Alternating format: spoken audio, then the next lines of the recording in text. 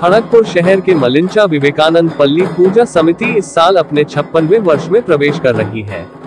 लगभग 6 दशकों से चली आ रही यह पूजा इस बार केवल आस्था और भक्ति का प्रतीक ही नहीं, बल्कि समाज को एक गहरा संदेश भी दे रही है।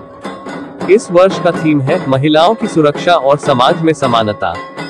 पंडाल की सजावट जहां एक ओर देवी दुर्गा के भव्य स्वरूप को प्रदर्शित करती है, वहीं दूसरी ओर महिलाओं के खिलाफ हिंसा और शोषण जैसे गंभीर मुद्दों पर भी जागरूकता फैलाती है।